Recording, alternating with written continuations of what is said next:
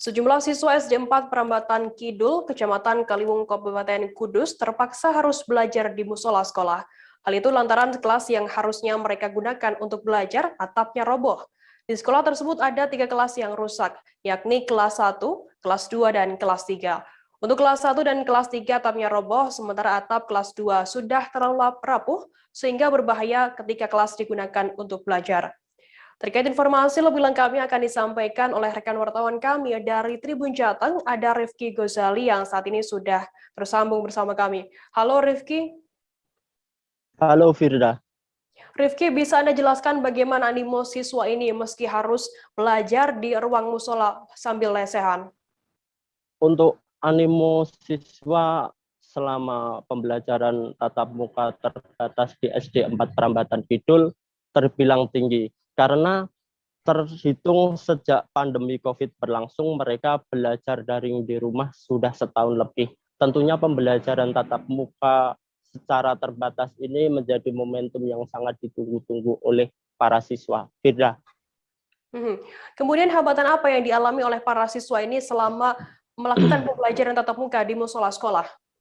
Baik Firda, meskipun animo tinggi, tentu ada hambatan karena sarana dan prasarana belajar bagi siswa terbatas karena hanya menggunakan ruang musola sebagai tempat belajar, dan itu ada salah satu siswa yang merasa kesusahan karena di situ dia harus menulis sambil lesehan. Firda.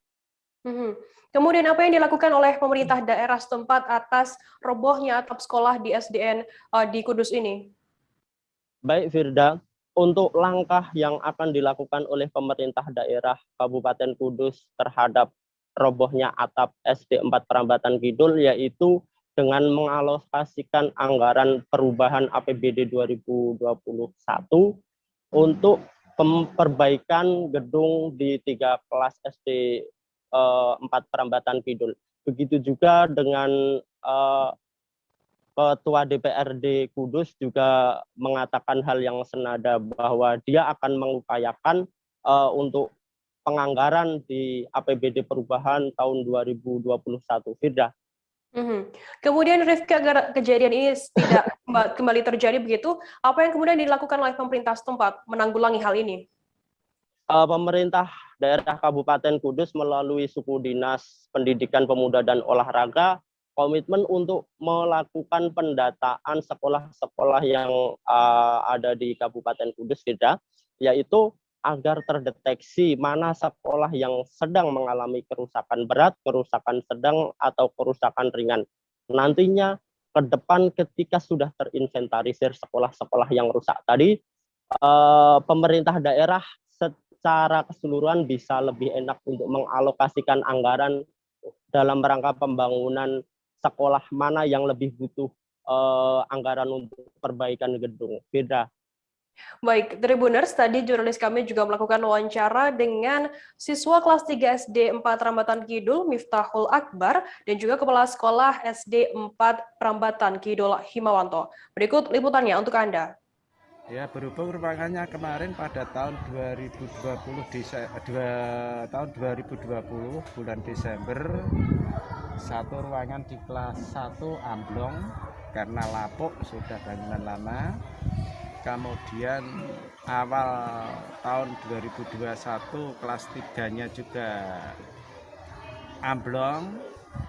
Yang masih tersisa ini atap dari kelas 2 yang sangat memprihatinkan juga, jadi tidak boleh kami gunakan untuk aktivitas. Sudah saya pagar sampai pagarnya sampai gapuk ya. Sehingga kami memanfaatkan lokal yang ada, kami gunakan untuk PTM ini. Di musola. Kenapa kok belajar di musola? Oh, sebelumnya belajarnya gimana? Di rumah. Ini baru masuk sejak kapan? Sejak Senin. Baru Senin kemarin. Iya. Belajar di musola gimana? Dek, nyaman nggak? Nggak. Karena apa? Pasti tidak ada mejanya.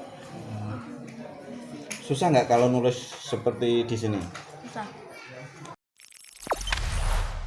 Jangan lupa subscribe, share, komen, dan like ya.